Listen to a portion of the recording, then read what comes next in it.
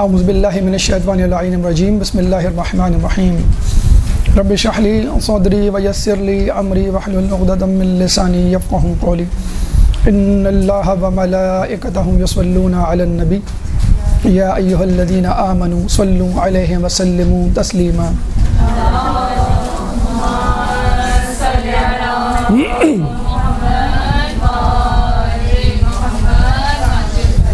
پچھلی نشست میں ہم نے معجزے کے حوالے سے آپ کے سامنے گفتگو کی، اس کی تعریف، اس کی مثالیں، غرض و غایت، اعتراضات اور ان کے جوابات۔ اب آج کی گفتگو ہم آل محمد کے صادق اور امام ششم امام جعفر صادق علیہ السلام اللہم صلی علی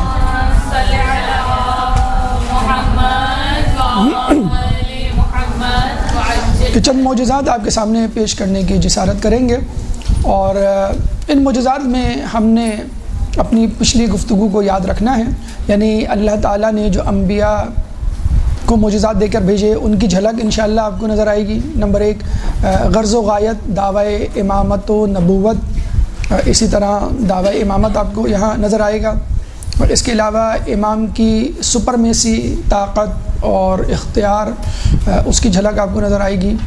ساتھ ساتھ جبر نہ کرنا، لا اکراہ فی الدین کے مصداق، اس معجزے کو، اپنی طاقت کو اپنی حمایت کے لیے زبردستی استعمال نہ کرنا، وہ آپ کو نظر آئے گا۔ رازداری اور فقر نہ جتلانے کے لیے یہ معجزے کرنا، یہ انشاءاللہ آپ کو نظر آئے گا۔ لیکن اس سے بھی بڑھ کر جو اہم ترین چیز ہمیں ان معجزات میں ملتی ہے وہ ہے ایک پیغام۔ امام کے چاہنے کے لیے، چاہنے والے کے لیے ان معجزات میں امام کیا پیغام دینا چاہتے ہیں، اور تقریباً ہر معجزے میں آپ کو کوئی نہ کوئی پیغام ملتا ہوا نظر آئے گا۔ تو سب سے پہلے وہ معجزات جو ابراہیم علیہ السلام سے مشابہ ہیں، اس کے بعد موسیٰ علیہ السلام سے مشابہ معجزات، عیسیٰ علیہ السلام سے مشابہ معجزات، پھر مریم علیہ السلام سے مشابہ معجزات، پھر خود رسول اللہ سے مشابہ معجزات، دوستان آل محمد کے لیے معجزات، اور پھر دشمنان آل محمد کے لیے معجزات۔ انشاءاللہ اسی ترتیب سے ہم آپ کے سامنے یہ معجزات پیش کریں گے۔ سب سے پہلے ابراہیم علیہ السلام سے ملتے جلتے معجزات۔ ایک شخص نے امام سے پوچھا، امام جو اللہ تعالیٰ قرآن میں فرماتا ہے خذ اربعۃ من الطیر، کہ 4 پرندوں میں سے کسی کو پکڑ لو، پرندوں میں سے کسی 4 کو پکڑ لو۔ جب ابراہیم علیہ السلام نے اللہ سے کہا تھا کیف ارنی تحیی الموتیٰ، کہ مجھے دکھا تو صحیح کہ تو زندہ کیسے کرتا ہے۔ اولم تعلم، اللہ تعالیٰ نے کہا کہ اے ابراہیم کیا تم کو ایمان نہیں، تم یہ ہم پہ یقین نہیں رکھتے؟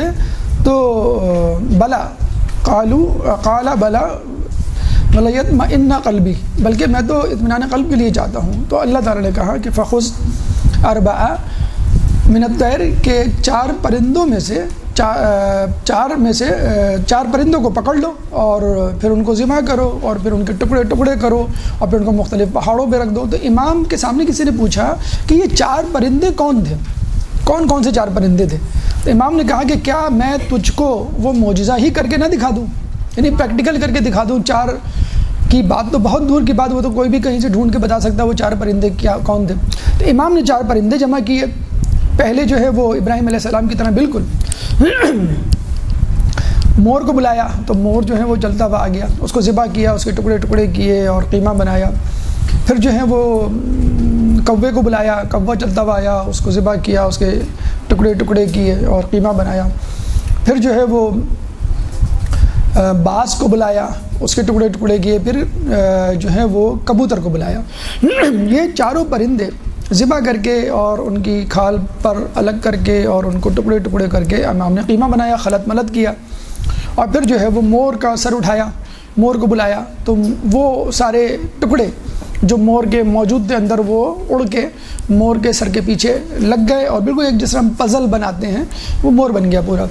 پھر امام نے جو ہے وہ باز کو بلایا، کبوتر کو بلایا، پھر کوے کو بلایا، اس تمام پرندے آئے اور بن گیا۔ لیکن یہاں پہ جو ایک پیغام دینے کا وہ یہ کہ اللہ تعالیٰ کے سامنے ابراہیم علیہ السلام نے کہا تھا لیطمئن قلبی، میں جو ہوں اپنا اطمینان قلب چاہتا ہوں، یعنی اپنا ایمان جو ہے وہ بڑھانا چاہتا ہوں، کیف ارنی تحیی الموتیٰ، دیکھنا چاہتا ہوں کہ تو کیسے دوبارہ زندہ کرے گا۔ یہاں امام نے یہ نہیں کہا تھا کہ اللہ میں دیکھنا چاہتا ہوں، بلکہ وہ دکھانا چاہ رہے تھے کہ تمہارا ایمان ہمارے اوپر ایسا ہونا چاہیے کہ جیسے امت ابراہیم کا ابراہیم علیہ السلام بھی تھا، نہ کہ ہم اپنا ایمان بڑھانا چاہ رہے ہیں. جیسے مولا علی فرماتے ہیں لو کوشف الغطا ما ازددت یقینا، کہ اگر حجابات ہٹ بھی جائیں تو مجھے میرے ایمان میں اضافہ نہ ہو. بالکل امام کا بھی یہی معاملہ تھا. دوسرا معجزہ جو ابراہیم علیہ السلام سے ملتا جلتا ہمیں ملتا ہے وہ کیا ملتا ہے کہ مولا سے ملنے کے لیے ان کا ایک چاہنے والا، دیکھیں چاہنے والوں کے بھی درجات ہوا کرتے ہیں. تو اب اس واقعے میں آپ کو درجات مل جائیں گے، چاہنے والے کتنی درجات کے ہوتے ہیں، کتنے درجات کے ہوتے ہیں. امام کے پاس ان کا چاہنے والا خراسان ایران سے آیا، سہیل خراسانی، اور کہنے لگا امام آپ قیام کیوں نہیں کرتے، لوگ تیار ہیں اور آپ آ جائیں. یعنی نعوذ باللہ امام تیار نہیں ہیں، لوگ تیار نہیں. جیسے ہم کہتے ہیں اللہ جل کہ ہم تیار ہیں، امام تیار نہیں، خدا نخواستہ. تو امام نے کہا، امام نے انکار کیا، وہ اس نے اصرار کیا، اصرار کیا. تو امام نے کہا اپنی کنیز کو کہ تندور گرم کرو. تو تندور جو ہے وہ گرم کر دیا گیا، شعلے بھڑکنے لگے اور سفید دھواں اٹھنے لگا. جب مکمل طور پہ تندور جو ہے وہ گرم ہو گیا، جل گیا، تو امام نے سہیل خراسانی سے کہا کہ تم اس میں چھلانگ لگا دو. اور وہ گھبرا گیا، امام میں تو آپ کے ماننے والا ہوں، مجھے آپ عذاب دیں گے، مجھے اس عذاب سے باز رکھیں. یعنی یا تو وہ گھبرا گیا کہ شاید امام نے غلط سمجھا، مس انڈرسٹوڈ کیا، یا پھر اس کا ایمان اتنا نہیں تھا کہ وہ آزمائش برداشت کرتا. بہرحال اس نے انکار کر دیا. امام خاموش ہوئے. اسی دوران ہارون مکی امام کے چاہنے والے آئے. امام نے آتے ہی کچھ جگہوں پہ یہ ہے کہ سلام دعا کے بغیر یا سلام کا جواب دیے کے بعد فوراً یہ کہا کہ اس میں چھلانگ لگا دو. اور وہ چپل پہنے ہوئے تھے، تو انہوں نے جو ہے وہ اس میں چھلانگ لگا دی. اور امام نے جو ہے وہ اس تندور کا ڈھکن ڈھک دیا، ڈھکنا، کہ مکمل طور پہ یقین ہو جائے کہ اندر ہی ہیں. اور دوبارہ اپنی گفتگو جو ہے وہ جاری رکھی. سہیل خراسانی سے جو ہے مزید خراسان کے حالات پوچھنے لگے، اور اس طرح حالات پوچھنے لگے جیسے ان کا پرانا محلہ ہو، فلاں کا کیا حال ہے، فلاں جگہ کیسی ہے، فلاں کیا کر رہا ہے، وغیرہ وغیرہ. جب سہیل خراسانی کو یقین ہو گیا، جب اس کی یعنی یقیناً اس کی پریشانی بڑھ رہی تھی، اور جب اس کو یقین ہو گیا کہ اب وہ جل بھن کر کوئلہ ہو چکے ہوں گے، کون؟ ہارون مکی. امام نے کہا کہ سہیل اب تم جو ہے وہ تندور کی خبر لو کہ تمہارا ساتھی کس حال میں ہے. تو جب اس نے ڈھکن ہٹایا، دیکھا تو ہارون مکی آلتی پالتی چار زانوں ہو کر بڑے اطمینان سے بیٹھے ہوئے.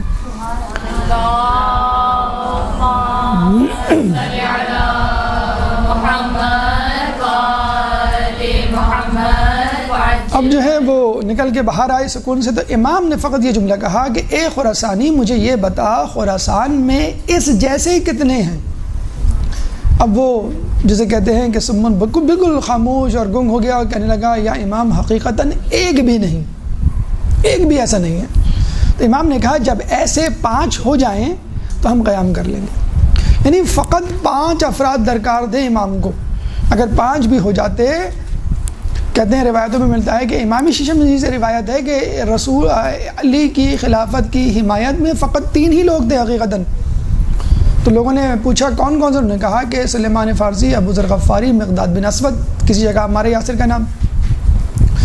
تو لوگ بڑے حیران ہوتے ہیں آج بھی کہ فقط 3 لوگ، اور دشمنان اہل بیت ہمارا مذاق بھی اڑاتے ہیں.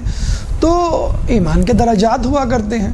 تو اسی طرح امام کے زمانے میں امام کے لیے ضروری تھا کہ 5 کم از کم ایسے افراد ہوں ہارون مکی جیسے، پھر امام قیام کریں گے. ایک اور جگہ آتا ہے کہ امام جا رہے تھے تو دیکھا چند بھیڑیں امام کے پیچھے سے گزری سامنے سے. تو امام نے کہا کہ کاش ہمارے چاہنے والے حقیقتاً جو چاہنے والے ہیں وہ اتنے ہی ہوتے، یعنی اتنی بھیڑوں کے برابر. تو راوی کہتا ہے کہ میں نے آگے جا کر ان بھیڑوں کو گنا تو وہ 17 نکلی، یعنی 17 بھی نہیں تھے. تو بہرحال امام کے چاہنے والے، امام کے ماننے والے 3 ہوں، 5 ہوں، 17 ہوں، اس وقت اللہ تعالیٰ کا غیظ و غضب اتنا بڑھ گیا ہے کہ یہ تعداد 313 کر دی گئی ہے کہ جب تک کم از کم یہ 313 نہیں ہوں گے امام کا ظہور نہیں ہوگا.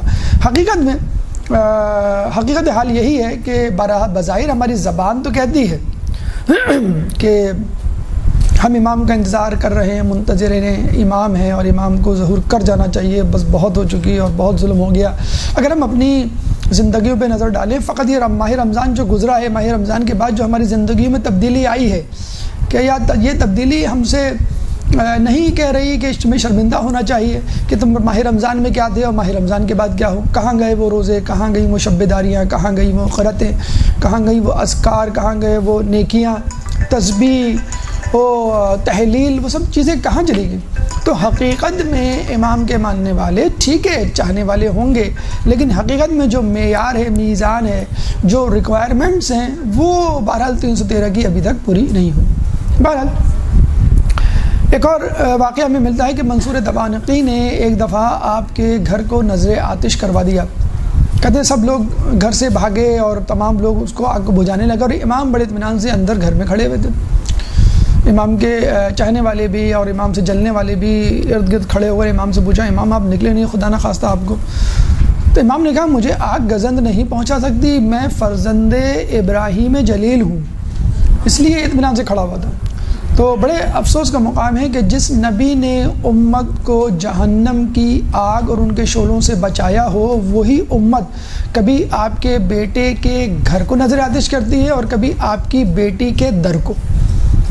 حالانکہ حقیقت میں دیکھا جائے تو یہ وہ لوگ ہیں کہ جو نبی کے گھر کو, نبی کی بیٹی یا بیٹے کے گھر کو نظر آتش نہیں کر رہے, بلکہ یہ وہ آگ ہے جو اپنے لیے وہ لے کے جا رہے ہیں خدا کے پاس, کہ جب خدا پوچھے گا تم کیا لے کر آئے, تو وہ کہیں گے ہم اپنے لیے آگ لے کر آئے, تو اللہ تعالیٰ ان کو وہاں بھیجے گا جہاں پر آگ ان کی منتظر ہوگی.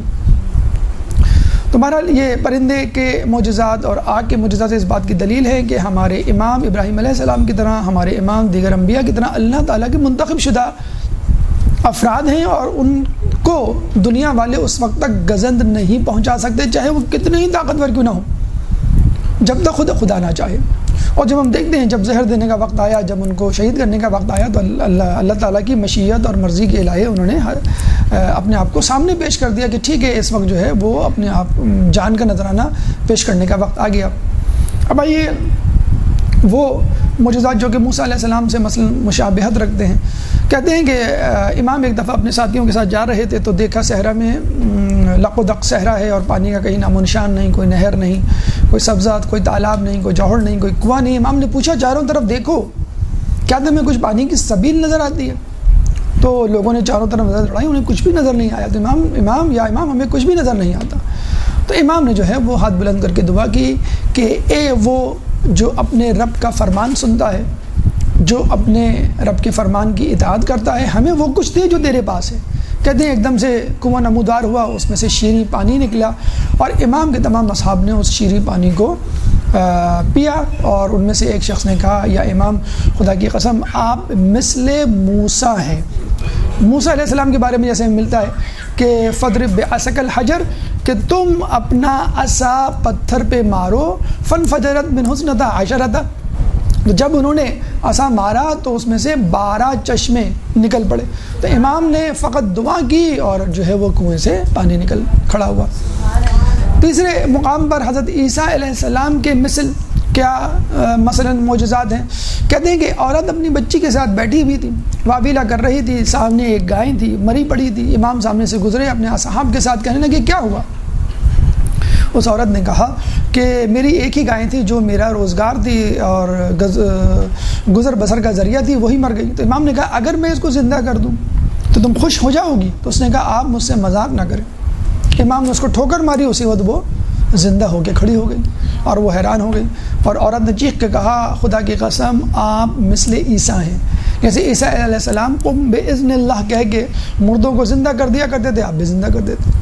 اور اسی طرح ایک زندہ کرنے کے حوالے سے ایک شخص آیا امام کے پاس, آپ سے ایک مسئلہ پوچھا جانے لگا. امام نے کہا کہ تم شعراء حضرات, یا غالباً ایک جگہ آیا کہ فتنہ پرور لوگ علم کی طرف کیوں نہیں آتے؟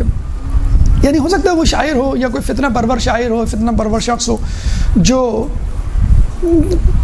دیگر علوم تو سیکھتا ہو لیکن امام سے علم نہیں حاصل کرتا ہو. اور ہوتا ہے آج کل کے زمانے میں, آپ نے دیکھا ہوگا بہت سارے علامہ اور بہت سارے سو کالڈ اسکالرز ہوتے ہیں جو حقیقی علم ہے, اہل بیت کی طرف سے, قرآن کی طرف سے دیا ہوا علم ہے, وہ حاصل نہیں کر سکتے.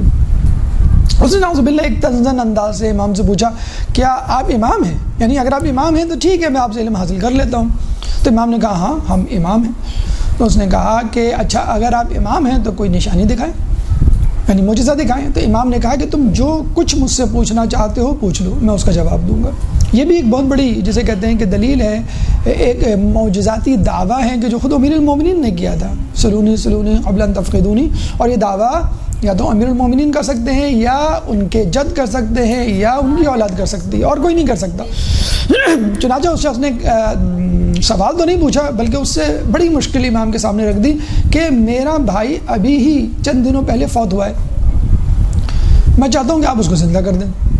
امام قبرستان گئے اور قبرستان میں کھڑے ہو کے جو ہے وہ دعا کی، تو باذن اللہ اس کا بھائی زندہ ہو گیا، قبر سے نکلا، اور قبر سے نکلتے ہی کہا یا اخی اتبعہ ولا تفارقنی، اے میرے بھائی ان کی اتباع کرو اور ان کو کبھی نہیں چھوڑنا۔ یعنی اس بھائی نے زندہ ہو کے بھی کیا کہا کہ دیکھو تم جس بارے میں اس اتباع کا شکار ہو وہ چھوڑ دو، اور فوراً اس شخص کی جس کو تم نے آزمایا ہے، جس سے معجزے کی جسے کہتے ہیں کہ تم نے دلیل مانگی تھی، وہ بھی تم کو مل گئی ہے، اب تمہارے اوپر لازم ہے کہ تم اس کی اتباع کرو۔ تو مردوں کو زندہ کرنا باذن اللہ عیسیٰ علیہ السلام کا معجزہ تھا، اور وہ ہمارے امام میں بھی نظر آتا ہے۔ ایسا معجزہ یقیناً دوسرے معجزے جادو کی صورت میں تو نظر آ جائیں گے آپ کو، لیکن کسی مردے کو زندہ کرنا یہ یا تو نبی کا کام ہے یا پھر کسی امام کا کام ہے۔ مریم علیہ السلام جو کہ ماں تھی، مادر عیسیٰ تھی، ان سے کئی معجزات ہیں، ان سے ملتے جلتے معجزات امام کی زندگی میں ملتے ہیں۔ ایک دفعہ آپ کے پسر اور آپ کے بعد کے امام موسیٰ کاظم علیہ السلام، اللہم صلی علی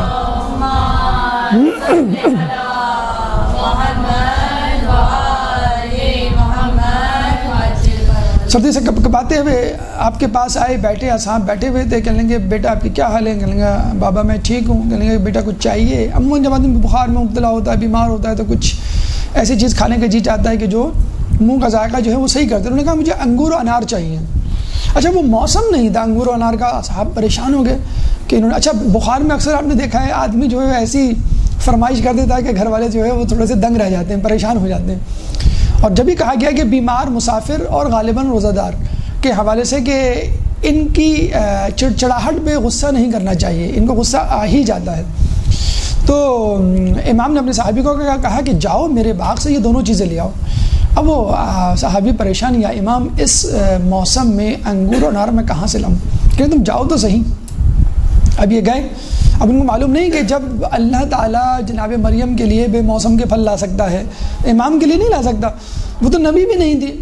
اب یہ گئے باغ میں، ڈھونڈنے لگے میں کس جگہ جاؤں، تو سامنے ہی ایک درخت نظر آیا جس میں بیک وقت انگور بھی تھے، انار بھی تھے، ایک ہی درخت میں۔ اچھا اب آج کل کی سائنس اس کو پروف کر رہی ہے، جینیٹیکلی ہم ایسے پھل اور ایسے پودے لگانے میں کامیاب ہوئے ہیں کہ جس میں ایک ہی وقت میں ایک ہی درخت میں ٹماٹر اور آلو مثلاً جسے کہہ سکتے ہیں آ سکتے ہیں۔ بہرحال وہ ذائقہ تو وہ نہیں ہوتا جو ہونا چاہیے نیچرل، لیکن جینیٹیکلی انجینئرڈ ایسے بھٹے بھی آ گئے ہیں جو کلرڈ قسم کے بھٹے ہیں، مطلب پیلے نہیں، اس میں رنگ برنگے دانے ہیں، جیسے آپ کا جو ہے وہ آئس کریم کا کلر ہوتا ہے۔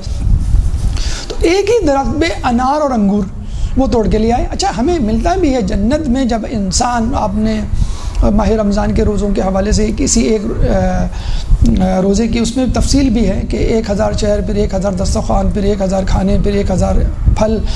کہتے ہیں کہ جب انسان کوئی پھل جنت میں کھائے گا تو انتہائی لذیذ ذائقہ ہوگا آف کورس۔ جب وہ دوسرا لقمہ، دوسرا بائٹ کھائے گا تو پہلے والے ذائقے سے مختلف ذائقہ ہوگا، اور جب اس کا تیسرا لقمہ لے گا، تیسرا بائٹ کھائے گا تو وہ دوسرے سے مختلف اور شیرین تر ہوگا۔ تو ایک ہی پھل میں مختلف بائٹس میں مختلف ذائقے۔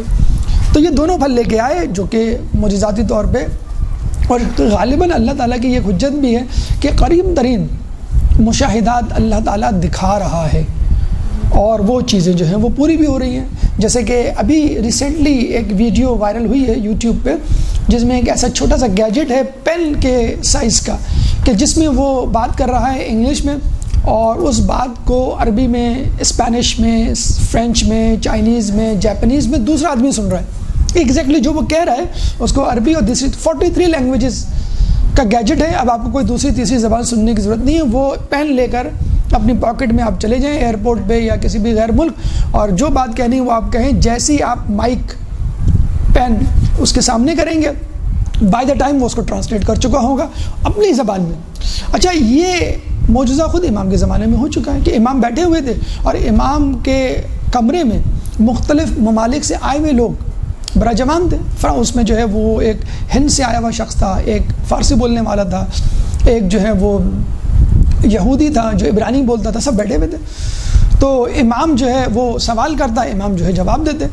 تو باہر نکل کے فارسی بولنے والے نے کہا کہ بھئی امام نے تو مجھے یہ اس طرح جواب دیا، تمہیں کیا دیا؟ کہنے لگے نہیں مجھے تو یہ جواب دیا ہے اور یہی جواب جو ہے وہ عبرانی میں ایسا دیا.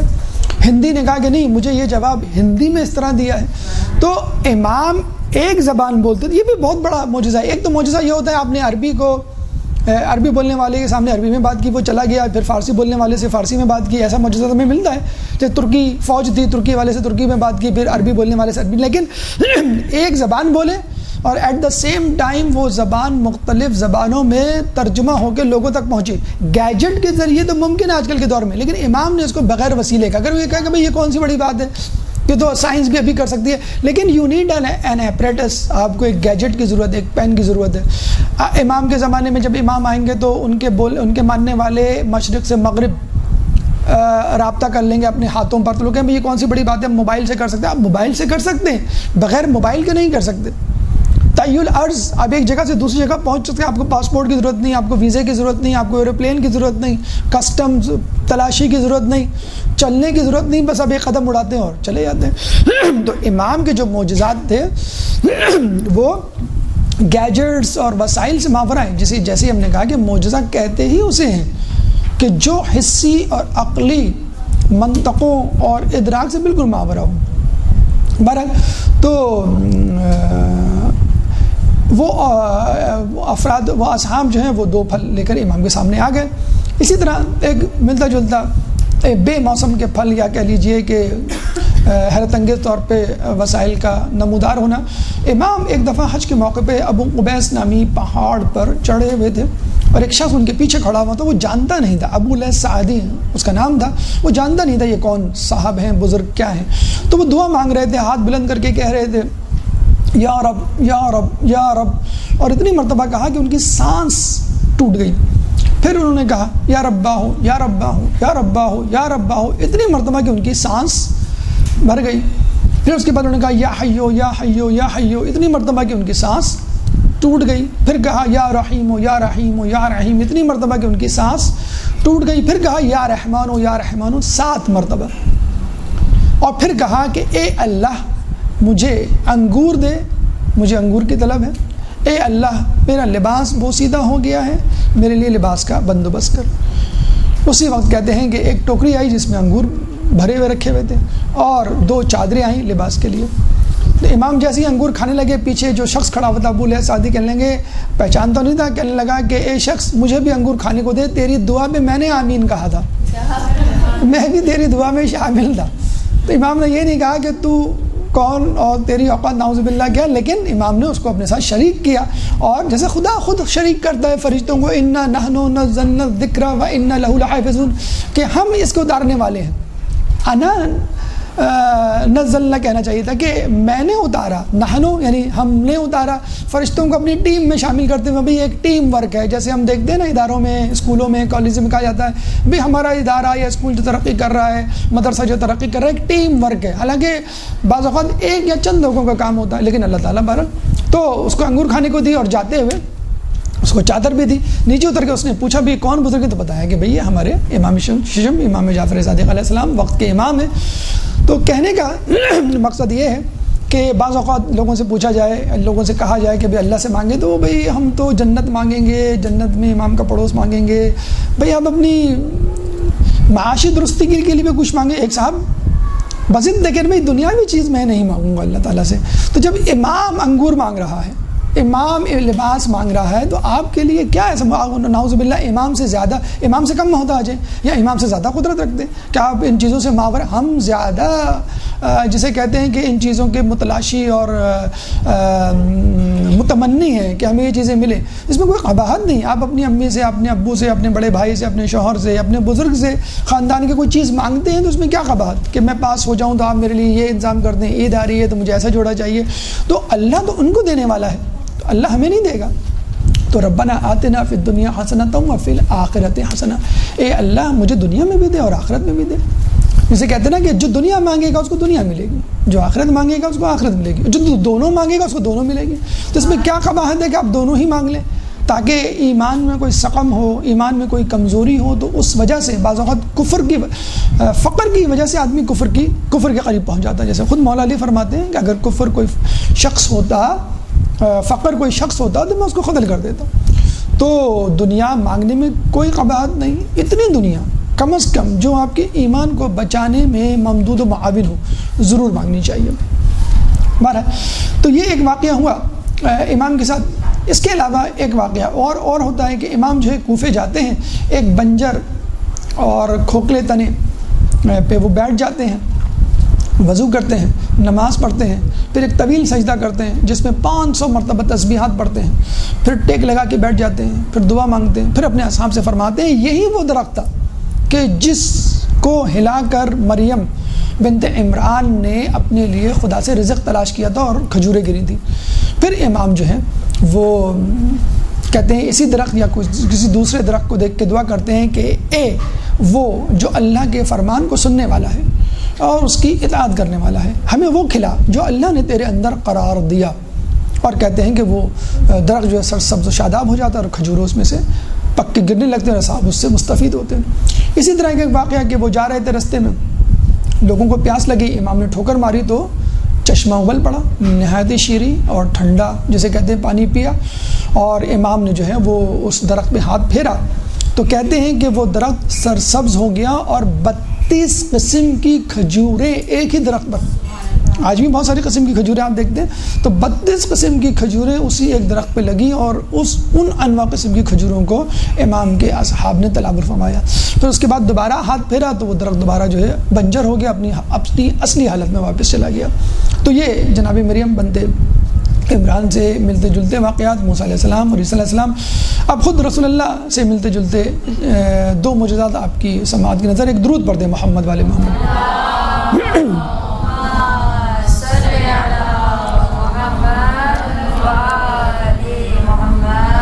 ایک دفعہ امام بازار سے گزر رہے تھے اپنے اصحاب کے ساتھ، ایک دم سے سواری سے اتر کر سجدے میں گر گئے.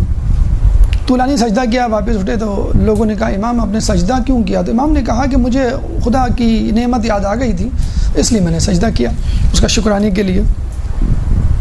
اچھا، اس قسم کے واقعات ہمیں رسول اللہ کے زمانے کے حوالے سے بھی ملتے ہیں کہ ایک دفعہ رسول اللہ راستے سے جا رہے تھے تو اونٹنی سے اتر کے سجدہ کیا، پھر بیٹھے، پھر تھوڑی دیر جا کے پھر اترے، پھر سجدہ کیا، پھر بیٹھے، پھر تھوڑی دیر آگے جا کے پھر سجدہ کیا، پھر تیسری، پھر چوتھی، 5ویں مرتبہ. تو لوگوں نے کہا آپ نے سجدے کیوں کیے اتنی بار مرتبہ، اور اتر کے یا کرنا تھا تو 5 ایک مرتبہ کر لیتے. تو انہوں نے کہا کہ نہیں، جب میں سجدے میں تھا تو اللہ تعالیٰ کی طرف سے وحی آئی کہ ہم نے جو ہے وہ ان لوگوں کو بخش دیا کہ جو تمہارے چاہنے والے ہیں، جو علی کے چاہنے والے ہیں. تو میں نے سجدہ کیا تو کچھ دیر کے بعد پھر وہی آئی کہ ہم نے ان کو بھی بخش دیا جو کہ شہزادی حضرت فاطمہ کے چاہنے والے ہیں. پھر تھوڑی دیر سواری آگے گئی تو مجھے کہا گیا کہ ہم نے ان کو بھی بخش دیا کہ جو امام حسن کے چاہنے والے ہیں. پھر تھوڑی دیر آگے سواری گئی تو وہی آئی کہ ہم نے ان کو بھی بخش دیا جو حسین کے چاہنے والے ہیں. 5ویں مرتبہ کا جملہ سننے کے قابل ہے کہ ہم نے ان لوگوں کو بھی بخش دیا جو ان تمام لوگوں کے چاہنے والے ہیں. ان تمام لوگوں کے چاہنے والوں کے چاہنے والے ہیں، یعنی ہمارے جو چاہنے والے ہیں ان کو بھی بخش دیا. ابھی تو ہم بڑے کمتر اور انڈر ایسٹیمیٹڈ لوگ نظر آتے ہیں، لوگوں کے سامنے بہت ہی توہین آمیز رویہ ہمارے حوالے سے اختیار کیا جاتا ہے. جتنے ہم پاک و پاکیزہ بنتے ہیں لوگ کہتے ہیں اتنے ہی بڑے کافر ہیں، اتنے ہی بڑے فاسق و فاجر ہیں. تو ہماری قدر و قیمت اس وقت ظاہر ہوگی کہ جب ہمارے چاہنے والے، اہل بیت کے چاہنے والے تو بہت دور کی بات، یعنی اہل بیت کے چاہنے والوں کے چاہنے والے جنت میں جائیں گے. تو 5ویں مرتبہ سجدہ یوں کیا کہ میرے اہل بیت کے چاہنے والوں کے چاہنے والوں کو بھی اللہ نے بخش دیا. تو بالکل رسول اللہ کے مثل ہم دیکھتے ہیں کہ امام نے بھی سجدہ کیا. تو لوگوں نے کہا کہ امام وہ تو ٹھیک ہے، لیکن جسے کہتے ہیں نا اٹ لکس آکورڈ، کہ بڑا آکورڈ لگتا ہے کہ بازار میں آپ جا رہے ہیں ایک دم سے سجدے میں لوگ گزر رہے ہیں دیکھ رہے ہیں، کیا کہیں گے؟ تو امام نے کہا فکر نہ کرو، مجھے کسی نے نہیں دیکھا. تو امام میں یہ خصوصیت ہوتی ہے کہ جہاں اس قسم کی پوزیشن آ جائے جہاں پر ان کے ماننے والے پریشان ہو جائیں کہ امام کی وجہ سے ہمیں ذلت کا اور لوگ جو ہے استہزاء نہ کرے، تو امام نے کہا تم فکر نہ کرو. اسی طرح کا واقعہ ہمیں خود رسول کے بارے میں ملتا ہے. ام جمیل ابو سفیان کی بیوی، جس میں سورہ لہب کے بارے میں جس کے بارے میں مذمت اور وعید آئی ہے، تو وہ اکثر رسول کو نعوذ باللہ ڈھونڈا کرتی تھی ان کی توہین کے لیے. تو دور سے وہ آتی ہوئی نظر آئی تو رسول اللہ نے کہا کہ ام جمیل آ رہی ہے، تو لوگ پریشان ہوئے، رسول ام جمیل آ رہی ہے، آپ کہیں چلے جائیں، چھپ جائیں، وہ آ کے بدتمیزی کرے گی، توہین کرے گی، تو کچھ کریں خدا را، کہیں گے تم فکر نہ کرو۔ تو خاموش ہو گئے رسول کی بات پہ کہ دیکھیں کچھ ہوتا ہے۔ وہ آئی، اس نے ادھر ادھر دیکھا، واپس چلی گئی، یعنی اس کو رسول نظر نہیں آئے۔ تو امام جب چاہیں اپنے آپ کو لوگوں کی نظروں سے اوجھل کر دیں، اور عین اسی وقت وہ دوسروں کو نظر آ رہے ہوں۔ یہ بھی عین ممکن ہے کہ منصور دوانقی نے ایک دفعہ امام شیشم کو بلایا اور کہا کہ دیکھو، اپنے جلاد کو حکم دیا کہ جیسی میں تالی بجاؤں تو سمجھ لینا کہ امام پہ تلوار کا وار کرنا ہے۔ کہتے ہیں امام جیسے داخل ہوئے، غلام کو منصور دوانقی نظر نہ آئے اور منصور کو جلاد نظر نہ آئے، اور دونوں ایک دوسرے کو ڈھونڈ رہے ہیں کہ کب مجھے جو ہے وہ حکم ملے، اور وہ کہہ رہا ہے کہ وہ مجھے جلاد نظر آئے تو میں تالی بجاؤں، اور امام بیٹھے کھڑے رہے، بات چیت کی اور واپس چلے گئے۔ منصور نے غصے سے کہا تو کہاں چلا گیا تھا؟ کہیں گے آپ کہیں چلے گئے تھے۔ تو پتہ چلا کہ دونوں ایک دوسرے کو نظر نہیں آئے۔ تو منصور دوانقی نے کہا خاموش، اگر تو نے کسی سے بھی امام کے اس معجزے کا تذکرہ کیا تو میں تیری گردن اڑا دوں گا۔ تو عین ممکن تھا کہ امام جو ہے وہ موجود ہوتے تھے اور لوگوں کو نظر نہیں آتے تھے۔ اسی طرح ہمیں ملتا ہے کہ ایک دفعہ رسول جو ہے وہ کسی کو خواب میں نظر آئے، اور رسول کھجوریں کھا رہے تھے، تو امام نے اس شخص نے رسول سے کہا رسول مجھے بھی دیجیے۔ رسول نے مٹھی بھر کے کھجوریں اس کے ہاتھ میں رکھی، وہ گھر لے گیا، گنی تو 18 تھی۔ دوسرے دن پتہ چلا کہ امام شیشم اسی محلے میں آئے ہوئے ہیں، وہ گیا آپ کی زیارت کے لیے، پتہ چلا کہ اتفاق سے وہ بھی کھجوریں کھا رہے ہیں۔ کہیں گے جس طرح رسول نے دی یہ بھی دیں گے، کہیں امام مجھے بھی کھلائیے۔ امام نے مٹھی بھر کے کھجوریں دیں، اس نے گننا شروع کیا 18۔ کہیں امام کچھ اور دیجیے، کہیں گے اگر رسول نے زیادہ دی ہوتی اس سے تو میں بھی تجھ کو اس سے زیادہ دیتا۔ اسی طرح میں بہت سارے واقعات میں دوستانہ امام اور دشمنانہ امام دونوں کے رویوں اور ان کو سبق سکھانے یا ان کی مدد کے حوالے سے واقعات ملتے ہیں۔ چند معجزات جلدی جلدی آپ کی سماعت کی نظر، پھر اپنی گفتگو کا اختتام ایک درود پڑھ دیجیے محمد والے محمد۔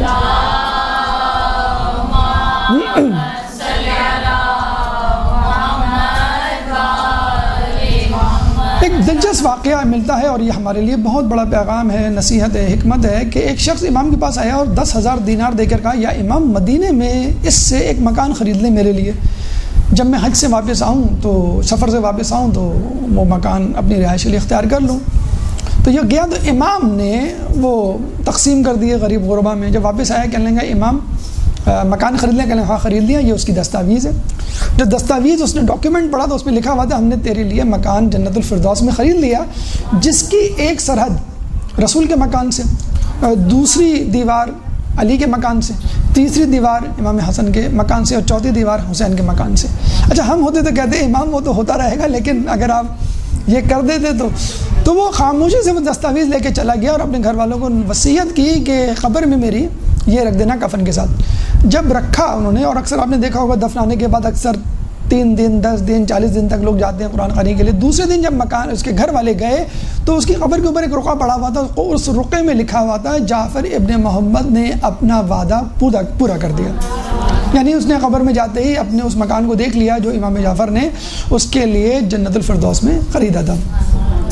تو کہنے کا مقصد یہ کہ امام جو ہے اپنے چاہنے والوں کے لیے یہ پیغام دینا چاہتے تھے اگر ہم چاہیں تو تمہارے لیے دنیا میں بہت کچھ کر دیں لیکن آخرت میں نہیں ہوگا۔ کہتے ہیں کہ امام سے باتیں ہو رہی تھیں اور شیعوں کے معاشی مشکلات کا تذکرہ ہوتا، امام نے ایک ٹھوکر ماری تو سونا نظر آیا ہے۔ امام نے اٹھائی ایک اینٹ اس میں سے دی اور کہا کہ اور اندر جھانک کے دیکھو، انہوں نے جھانک کے دیکھا تو سونے کے ڈھیر۔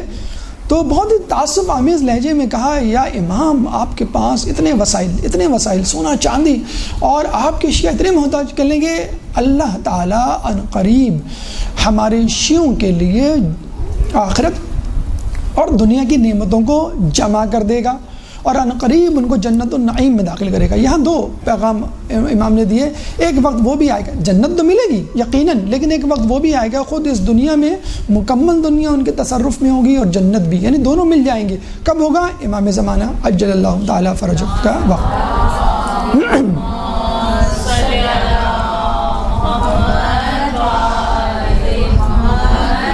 دشمنان آل محمد کے حوالے سے بس چند معجزات، پھر اپنی گفتگو اختتام کو کہتے ہیں کہ امام کے زمانے میں امام کی توہین کے در پہ رہنے والے بھی موجود رہتے تھے، اور خصوصاً اس میں قابل مذمت اور قابل ذکر وہ لوگ تھے کہ جو کچھ علم حاصل کر لیتے تھے، کچھ عبادت کر لیا کرتے تھے، تو اپنے علم اور عبادت کی بنیاد پر یہ سمجھا کرتے تھے کہ ہم امام سے اوپر چلے گئے۔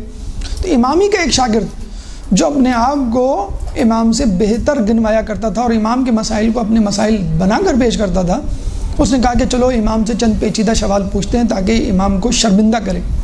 کہتے ہیں وہ اپنے حواریوں کے ساتھ امام کے سامنے آ کے بیٹھا، تو امام نے پہلا جملہ یہ کہا کہ کیا تو نے آنے سے پہلے اپنے دوستوں کو یہ نہیں کہا تھا کہ چلو امام سے کچھ مشکل سوالات پوچھتے ہیں تاکہ امام کو شرمندہ کرے؟ کہنے لگا یقیناً امام میں نے کہا تھا۔ اس کے بعد اس کی زبان نہ ہلی کوئی مسئلہ پوچھنے کے لیے، اور خاموشی سے وہ واپس آ گیا۔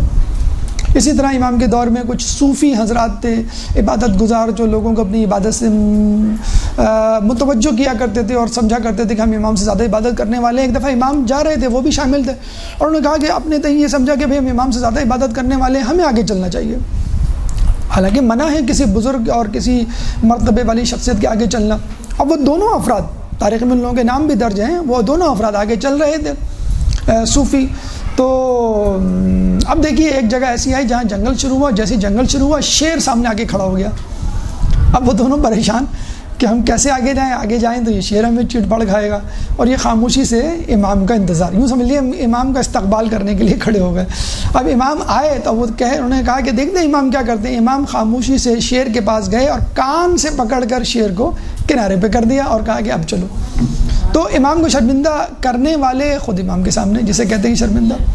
کہتے ہیں ایک دفعہ امام نے جب ایک کھوکھلے تنے والے کھجور کو ہلایا اور اس میں سے کھجوریں گری، تو بجائے اس کے کہ امام کے معجزے کا معترف ہوتے، کچھ لوگ ان میں سے ایک شخص چلایا کہ تم تو بہت بڑے جادوگر ہو۔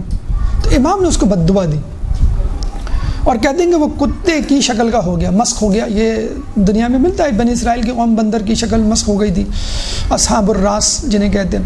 تو یہ کتے کی شکل، اب یہ کتے کی شکل بن کر بھونکتا ہوا اپنے گھر واپس گیا۔ اب گھر والوں نے کیا کیا ہوگا؟ گھر والوں کے پاس اگر بغیر بٹوے اور بغیر پیسے کے ہی چلے جائیں تو گھر والے باتیں سنا دیتے۔ گھر والوں نے ڈنڈے مار مار کے اس کو نکال دیا۔ وہ پھر آتا ہے بھونکتے ہوئے کہتا ہے ارے بھائی میں تمہارا شوہر ہوں، ارے میں تمہارا باپ ہوں، ارے میں تمہارا بھائی، وغیرہ وغیرہ، اور وہ جو لوگ سنتے نہیں، پھر ڈنڈے مار کے نکال دیا۔ پھر وہ آیا امام کے قدموں میں لوٹنے لگا، وہ کتا یعنی وہ شخص، کہ امام میں آپ جو ہوں شرمندہ ہوں۔ امام نے کہا اب تو میرے پہ ایمان لاتا ہے؟ تو کہنے لگا امام میں آپ پہ ہزار مرتبہ ایمان لایا، مگر خدا را مجھ کو اپنی اصل شکل میں کر دیں۔ تو امام جو ہے ان لوگوں کے ساتھ یہ حشر بھی کیا کرتے تھے۔ ایک شخص ابو بصیر کو جاتے ہوئے دیکھتا ہے۔ ابو بصیر نابینا صحابی تھے، وہ جا رہے تھے ایک آدمی کے سہارے لکڑی سے رستہ تلاش کرتے ہوئے۔ کہنے کہاں جا رہے ہو؟ کہنے اپنے امام کے پاس۔ تو نعوذ باللہ اس شخص نے طنز کرتے ہوئے کیا کہا کہ ایک اندھا دوسرے اندھے کے پاس جا رہا ہے۔ ابو بصیر جو ہے وہ روتے ہوئے امام کے پاس آئے۔ امام بخدا اس نے ایسا جملہ کہا ہے میرا دل رو رہا ہے۔ کہنے لگا تم فکر نہ کرو، اللہ نے تم کو بینا کر دیا ہے اور اس کو نابینا کر دیا ہے۔ امام نے جیسے یہ جملہ ادا کیا ابو بصیر کی آنکھیں آ گئی اور کہا ابو بصیر اب تم ہر وہ چیز دیکھو گے جو تمہارے لیے ضروری ہوگی۔ ابو بصیر باہر جاتے ہیں، ان کو رستہ نظر آتا ہے، تو وہ رستہ دکھانے والے وہ جو شخص جس کے سہارے آئے تو اس کو واپس بھیج دیتے ہیں اور سب سے پہلے اس کے گھر جاتے ہیں۔ پتہ چلا کہ وہ شخص نابینا ہو چکا ہے۔ کچھ دنوں کے بعد اس کا مال و دولت لٹ جاتا ہے، پھر وہ فقیر بن جاتا ہے، اور پھر رستے میں ایک دفعہ نظر آتا ہے بھیک مانگتے ہوئے اور لوگوں کو دہائی دیتے ہوئے اور نصیحت کرتے ہوئے کہ اے لوگوں کبھی کسی کا مذاق نہیں اڑانا۔ تو یہ وہ دشمنان دین تھے، دشمنان آل محمد تھے کہ جنہوں نے امام کا اور رسول اللہ کی آل کا مذاق اڑایا۔ وہ اپنے کافر کردار تک پہنچے۔ امام اگر چاہتے تو ان معجزات کو اپنی طاقت، اختیار، استبداد، حکمرانی کے لیے استعمال کر سکتے تھے، لیکن وہی کہ نہ اللہ کے رسولوں نے، اللہ کے انبیاء نے ایسا کیا کہ اپنی طاقت کو اپنی حمایت کے لیے استعمال کیا، نہ ائمہ نے کبھی کیا۔ ہاں جس نے تہ دل سے ان پر ایمان لانے کے لیے جو ہے سبقت کی، امام نے ان کو جنت کی خوشخبری دی، اور تمام تر طاقت اختیار ہونے کے باوجود امام کو اور ان کے ماننے والوں کو ان آزمائشوں سے گزرنا پڑا جو اس سے پہلے انبیاء کے ساتھ ہوا۔ ورنہ اللہ تعالیٰ چاہتا تو طاقت اختیار دے کے مولا علی کو جو معجزات دیے ہوئے تھے ان میں سے کسی بھی معجزے کا اظہار کر کے وہ اپنی خلافت حاصل کر سکتے تھے۔ امام حسین فرشتوں کی کمک کو استعمال کر کے کربلا میں فتح حاصل کر سکتے تھے، بلکہ ابھی بھی امام وقت کا امام اگر چاہے تو وہ ہمارے بہت سے مسائل یکسر حل کر سکتے ہیں، خوشحال کر سکتے ہیں، لیکن یہ ایک آزمائش ہے ہمارے لیے اور عذاب کا ذریعہ ہے ہمارے دشمنوں کے لیے، امام کے دشمنوں کے لیے۔ اللہ تعالیٰ سے دعا ہے کہ جو کچھ پڑھا اور سنا اس پہ عمل کرنے کی توفیق عطا فرما، ائمہ کی تعلیمات پر عمل کرنے کی توفیق عطا فرما، جو پریشان حال ہیں ان کی پریشانی کو دور فرما، جو بے روزگار ہیں ان کو رزق حلال عطا فرما، جو بیمار ہیں ان کو شفاء کلی عطا فرما، جو زندان میں ہیں ان کو رہائی عطا فرما، جو مقروض ہیں ان کے قرضے عطا فرما، جو رشتوں کے انتظار میں ان کے لیے بہتر رشتوں کا انتظام فرما، مسلمان جہاں جہاں ظلم و ستم کا شکار ہیں ان کے ظلم و ستم کو دور فرما، امام کے ظہور میں تعجیل فرما، ہمیں ان کے انصار و اعوان میں شامل فرما۔ ربنا تقبل منا انک انت السمیع العلیم وتب علینا انک انت التواب الرحیم۔ برحمتک یا ارحم الراحمین وصلی اللہ علی محمد وآلہ الطاہرین۔